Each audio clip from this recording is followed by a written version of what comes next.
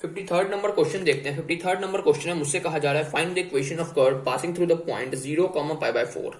अच्छा, मतलब x 0 है और y कितना है, π/4। ठीक है।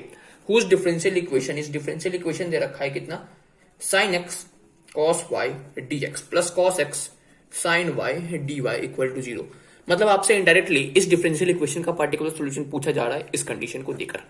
तरीका वही होगा, सबसे पहले हम लोग जनरल सॉल्यूशन निकालेंगे। जनरल सॉल्यूशन निकालने के बाद हम लोग उस जनरल सॉल्यूशन में ये कंडीशन पुट करेंगे। फिर ये कंडीशन पुट करने के बाद मेरे पास जो आर्बिट्री कांस्टेंट है वो एक पर्टिकुलर कांस्टेंट में कन्वर्ट हो जाएगा और उस पर्टिकुलर कांस्टेंट को हम लोग उस जनरल सॉल्यूशन में पुट करने के बाद जो सॉल्यूशन आएगा वही मेरे पास पर्टिकुलर सॉल्यूशन आएगा। ठीक है, करके देखते हैं। तो यहाँ कितना हो जाएगा मेरे पास, sine x cos y d x is equal to minus cos x sine y d y.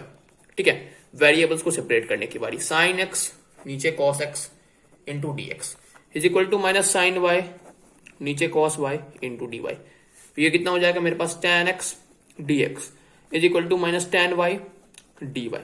ठीक है, अब इंटीग्रेट कर लेते हैं।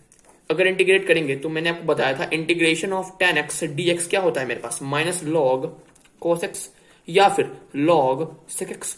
ठीक है, तो integration of tan x d x में log sec एक्स लिखता हूं और यहां क्या हो जाएगा मेरे पास, माइनस log sec वाई और प्लस कांस्टेंट। लेकिन मैंने आपको बताया था जब कांस्टेंट के अलावा बाकी सारे लॉग में ही हो तो कांस्टेंट को भी आप लॉग में ही लिखो। अब इसको मैं इस साइड ले जाता हूं, यहां कितना हो जाएगा मेरे पास, log sec x plus log sec y is equal to log c।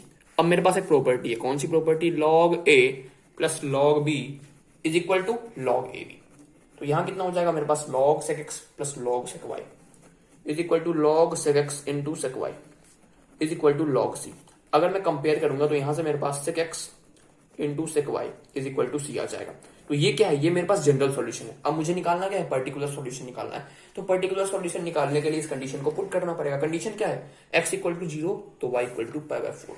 ठीक है, तो यहां पुट करते हैं sec 0 into sec π/4 is equal to c। तो sec 0 क्या होता है 1 और sec π/4 क्या होता है √2, यानी कि c की वैल्यू आ गई √2। तो मेरे पास इस डिफरेंशियल इक्वेशन का जो पर्टिकुलर सॉल्यूशन होगा वो होगा sec x into sec y is equal to √2। ठीक है, तो यही मेरे पास उस कर्व की इक्वेशन होगी जो कि पॉइंट 0,π/4 से पास कर रहा हो और उसका डिफरेंशियल इक्वेशन ये हो। ठीक है, अब देख लेते हैं अगला क्वेश्चन अगले पेज पे। लेकिन जब मैंने इसका आंसर देखा तो मुझे आंसर दिखा कि आंसर कुछ है y is equal to cos inverse 1/√2 sec x। अगला क्वेश्चन देखने से पहले मैं जरा इसको समझा देता हूं ये आंसर कैसे है, नहीं तो बहुत लोग कमेंट कर देंगे ये आंसर कैसे है, थोड़ा सॉल्व करना पड़ेगा। अब देखना, मैं यहां sec y को लिखता हूं √2 बाई sec x। अब 1 बाई sec x क्या होता है, cos x होता है। तो यहां से मेरे पास sec y क्या हो जाएगा, √2 cos x। अब एक बात बताओ, क्या मैं 1 बाई cos y इस sec y को लिख सकता हूं, हाँ लिख सकता हूं। और यहां क्या हो जाएगा, √2 cos x। तो अगर मैं इसको क्रॉस मल्टीप्लाई कर दूं तो मेरे पास cos y क्या हो जाएगा, और इसको नीचे मल्टीप्लाई कर दूं तो हो जाएगा 1/√2 cos x। अब 1 बाई cos x क्या होता है, sec x, तो 1/√2 sec x। ठीक है, राइटिंग थोड़ी गंदी है लेकिन समझ में आ जाएगा, 1/√2 sec x। तो y क्या हो जाएगा मेरे पास, cos इनवर्स 1/√2 sec x, जो कि आंसर दिया हुआ है। अगर आप यहां तक लाके एग्जाम में छोड़ते हैं कोई दिक्कत नहीं थी, लेकिन मुझसे कर्व पूछा गया है तो कर्व हम लोग इसी तरीके से लिखते हैं y is equal to something, तो इसलिए हम लोग इस फॉर्म में इसको लेके आ गए। ठीक है, अब देखते हैं हम लोग 54th number question. 54th number question में हम लोगों से क्या कहा जा रहा है, हम लोगों से कहा जा रहा है find the equation of curve which passes through the origin. ठीक है, ओरिजिन से पास कर रहा है and whose differential equation is dy by dx is equal to e⁻x into sin x। मतलब आपको इनडायरेक्टली इस डिफरेंशियल इक्वेशन को देकर और इस कंडीशन को देकर इस डिफरेंशियल इक्वेशन का पर्टिकुलर सॉल्यूशन पूछा जा रहा है। इस कंडीशन का मतलब क्या है, इस कंडीशन का मतलब x इक्वल टू 0 और y इक्वल टू 0। अब देखना, सबसे पहले हम लोग इस डिफरेंशियल इक्वेशन का जनरल सॉल्यूशन निकालते हैं, फिर इस कंडीशन का यूज करके हम लोग एक पर्टिकुलर सॉल्यूशन भी निकाल लेंगे। देखना, dy क्या हो जाएगा मेरे पास, e⁻x into sin x into dx। अच्छा, इंटीग्रेट करते हैं। इसका इंटीग्रेशन कैसे होगा, इसका इंटीग्रेशन होगा बाय पार्ट से। बाय पार्ट से इंटीग्रेट करने के लिए मुझे आइलेट की मदद लेनी पड़ेगी। आई इनवर्स ट्रिग्नोमेट्रिक फंक्शन, इसमें कोई भी है क्या, नहीं। एल लॉगरिथमिक, इसमें कोई भी है क्या, नहीं। ए अलजेब्रिक फंक्शन, इसमें कोई भी अलजेब्रिक फंक्शन है क्या, बिल्कुल नहीं। टी ट्रिग्नोमेट्रिक फंक्शन, हाँ ट्रिग्नोमेट्रिक फंक्शन है, तो ये मेरे पास पहला फंक्शन, ये मेरे पास दूसरा फंक्शन, ये हो जाएगा मेरे पास y। और बाय पार्ट्स का फॉर्मूला क्या होता है, पहला वाला function as it is into दूसरे वाले फंक्शन का इंटीग्रेशन, यानी कि e to the power x का integration e to the power x ही हो जाएगा, माइनस पहले वाले फंक्शन का डिफरेंशिएशन, तो sin x का डिफरेंशिएशन क्या हो जाएगा cos x इनटू दूसरे वाले फंक्शन का इंटीग्रेशन, ठीक है, इनटू dx, और इन दोनों का जो प्रोडक्ट आएगा उसका फिर से इंटीग्रेशन, ठीक है। अब इसको मुझे फिर से निकालना होगा, तो integration of e to the power x into cos x into dx। अब ये कैसे निकाले, फिर से भैया आइलेट लगाओ, मतलब फिर से बाय पार्ट्स लगाओ, तो आइलेट लगा के सबसे पहले हम लोग इसको पहला फंक्शन बोल देते हैं और इसको दूसरा फंक्शन बोल देते हैं। यहाँ पे क्या हो जाएगा मेरे पास, पहला वाला function as it is into दूसरे वाले फंक्शन का integration e to the power x का integration e to the power x ही हो जाएगा, माइनस इंटीग्रेशन हो पहले वाले फंक्शन का डिफरेंशिएशन, cos x का डिफरेंशिएशन क्या हो जाएगा minus sin x into integration of दूसरा वाला फंक्शन यानी कि e to the power x का integration e to the power x ही हो जाएगा, और इनटू dx, और इन दोनों का जो प्रोडक्ट आएगा उसका इंटीग्रेशन करना ही था, इसलिए मैंने बाहर इंटीग्रेशन का साइन लगा दिया। तो ये क्या हो जाएगा मेरे पास cos x into e to the power x plus integration of e to the power x sin x dx। लेकिन ये तो यार चलता ही जाएगा, फिर से आइलेट लगाएंगे, लेकिन नहीं रुको, मेरे पास y क्या था, y क्या था, y यही तो था, integration of e to the power x into sine x into dx। तो ये क्या है मेरे पास, ये मेरे पास y है, तो यहां क्या हो जाएगा मेरे पास cos x into e to the power x plus y। तो यहां इसकी जगह मैं ये पुट कर सकता हूं, हाँ कर सकता हूं, तो y क्या हो जाएगा मेरे पास sine x into e to the power x minus cos x into e to the power x plus y।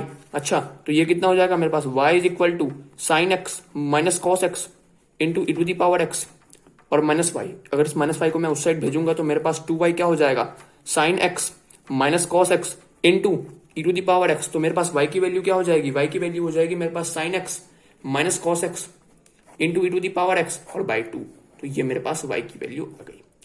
अब जैसे ही मेरे पास y की वैल्यू आ चुकी है, तो मुझे सबसे पहले इसको कंप्लीट आंसर बनाने के लिए एक कांस्टेंट ऐड करना होगा, जो कि आर्बिट्री कांस्टेंट होगा। अब इस आर्बिट्री कांस्टेंट का मैं एक पर्टिकुलर वैल्यू निकालूंगा इस कंडीशन को पुट करके। कंडीशन क्या थी, x इक्वल टू 0 और y इक्वल टू 0।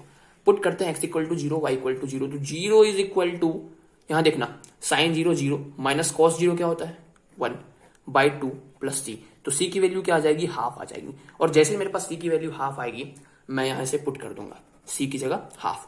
तो यही मेरे पास हो जाएगा इस डिफरेंशियल इक्वेशन का पर्टिकुलर सॉल्यूशन। अब आगे क्या कर लेते हैं, आगे हम लोग 2 एलसीएम ले लेते हैं और इस 2 को हम लोग इस साइड मल्टीप्लाई करते हैं। तो मेरे पास जो आंसर आएगा वो आएगा 2y is equal to e to the power x into sine x minus cos x plus 1। और आपके बुक में यही आंसर दे रखा होगा, ठीक है, ये भी आंसर सही था, ये भी आंसर सही था, लेकिन बुक में ये दे रखा है तो भाई एलसीएम ले लो और मल्टीप्लाई कर लो इस साइड, ठीक है। 55 नंबर क्वेश्चन देखते हैं। 55 नंबर क्वेश्चन में हम लोगों से क्या कहा जा रहा है, curve passes through the point 0, -2। अच्छा, मतलब जब x 0 है तो y -2 है, ठीक है। आगे बढ़ते हैं।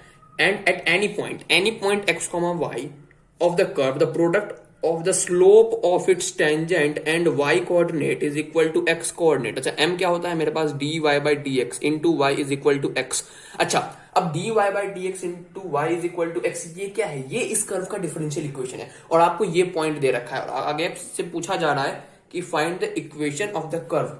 अच्छा, अगर तुमको डिफरेंशियल इक्वेशन दे रखा है, ठीक है, और तुमको कुछ कंडीशंस दे रखे हैं और आपसे पूछा जा रहा है इक्वेशन ऑफ द कर्व, इसका मतलब साफ साफ क्वेश्चन आपसे कह रहा है कि आपको इस डिफरेंशियल इक्वेशन का एक पर्टिकुलर सॉल्यूशन बताना है, और जो मेरे पास पर्टिकुलर सॉल्यूशन होगा वही मेरे पास कर्व का इक्वेशन होगा, क्योंकि ये क्या है, ये भाई उसी कर्व का जो डिफरेंशियल इक्वेशन है, और अगर हम लोग इसका पर्टिकुलर सॉल्यूशन निकाल लेंगे तो क्या आ जाएगा, ऑटोमेटिकली वो कर्व आ जाएगा, ठीक है। अब देखना, अब इसको सॉल्व कर लेते हैं। ये कितना हो जाएगा मेरे पास, देखना y dy is equal to x dx हो जाएगा। इंटीग्रेट कर लेते हैं, इंटीग्रेट करेंगे तो ये कितना हो जाएगा मेरे पास, ये हो जाएगा y square by 2 is equal to x square by 2 plus c. अब पुट करते हैं x इक्वल टू 0 और y इक्वल टू -2, तो यहाँ कितना हो जाएगा 0 by 2 plus c is equal to -2 का स्क्वायर बाई 2, यानी कि c की वैल्यू कितनी हो जाएगी मेरे पास 2। अब c की वैल्यू 2 आने के बाद हम लोग यहाँ पुट करते हैं, तो y स्क्वायर बाई 2 कितना हो जाएगा मेरे पास, एक्स स्क्वायर बाई 2 प्लस 2, यानी कि एक्स स्क्वायर प्लस 4 बाई 2, 2 से 2 कट जाएगा तो y स्क्वायर क्या हो जाएगा मेरे पास, एक्स स्क्वायर प्लस 4। तो यही मेरे पास कर्व की रिक्वायर्ड इक्वेशन होगी। 56 नंबर क्वेश्चन देखते हैं। 56 नंबर क्वेश्चन में हम लोगों से क्या कहा जा रहा है, curve passes through the point -2, 1। मतलब जब x की वैल्यू -2 है तो y की वैल्यू क्या होगी, 1 होगी। आगे बढ़ते हैं। And at any point x, y of the curve the slope of tangent is twice the slope of the line segment। slope of tangent क्या होता है, dy by dx is twice the slope of the line segment joining the point of contact to the point -4, -3। Question क्या कहा जा रहा है? Question में हम लोगों से कहा जा रहा है कि स्लोप जो होगा उस कर्व पे टेंजेंट का वो दुगना होगा इन दोनों पॉइंट को जोड़ के बनने वाले लाइन सेगमेंट के टेंजेंट का। फिर से समझो, मेरे पास मान लो कोई कर्व है, इस कर्व का जो टेंजेंट होगा जिसको मैं dy/dx से रिप्रेजेंट कर रहा हूं वो दुगना होगा किसी भी जनरल पॉइंट और इस पॉइंट को जोड़कर बनने वाले लाइन के टेंजेंट का। ठीक है, तो इन दोनों पॉइंट को जोड़कर बनने वाले लाइन के टेंजेंट की इक्वेशन लिखते हैं। कितना हो जाएगा मेरे पास यहाँ y minus y1 by x minus x1 होता है, यही होता है ना। तो यहाँ कितना हो जाएगा मेरे पास y माइनस 3 यानी कि y+3 और नीचे x माइनस 4 यानी कि x+4। तो ये मेरे पास कंडीशन आ चुकी है। आगे पढ़ते क्वेश्चन में हम लोगों से क्या चाह रहा है question, find the equation of the curve. बहुत सिंपल है। कैसे भैया, कैसे सिंपल है? डिफरेंशियल इक्वेशन दे रखा है, कंडीशन दे रखा है, आपको कर्व की इक्वेशन बतानी, मतलब आपको इस डिफरेंशियल इक्वेशन का पर्टिकुलर सॉल्यूशन बताना है। ठीक है, इनडायरेक्टली क्वेश्चन आपसे यही कह रहा है। अब इसको सॉल्व कर लेते हैं। यहां कितना हो जाएगा मेरे पास, देखना, dy/y+3 is equal to 2dx और नीचे x+4। इंटीग्रेट करते हैं तो यहां कितना हो जाएगा मेरे पास log y+3 is equal to 2 log x+4 और प्लस c। लेकिन अब जब सब कुछ मेरे पास लॉग में है तो भाई कांस्टेंट को भी लॉग में ही लिखो, इसके साथ क्यों अत्याचार करें अपन। तो log y+3 कितना हो जाएगा मेरे पास, log x+4 का स्क्वायर इंटू सी। अब ये कैसे लिख दिया भैया, लॉग की एक प्रॉपर्टी है a into log b to the base e, चाहे बेस e हो या फिर कुछ भी हो, फर्क नहीं पड़ता। ये जो मेरे पास मल्टीप्लाई में है ये b के पावर में कूद के आ जाएगा, तो यहां हो जाएगा log b की पावर a बेस e। और मेरे पास दूसरी प्रॉपर्टी है log a plus log b is equal to log ab, चाहे बेस कुछ भी हो। ठीक है, तो पहली प्रॉपर्टी हम लोगों ने यहां लगाई तो ये कितना हो जाएगा log x+4 की पावर 2, और फिर हम लोगों ने ये वाली प्रॉपर्टी लगाई log x+4 की power 2 plus log c is equal to log x+4 की पावर 2 इंटू सी। ठीक है, उम्मीद करता हूं बातें समझ में आ गई होंगी।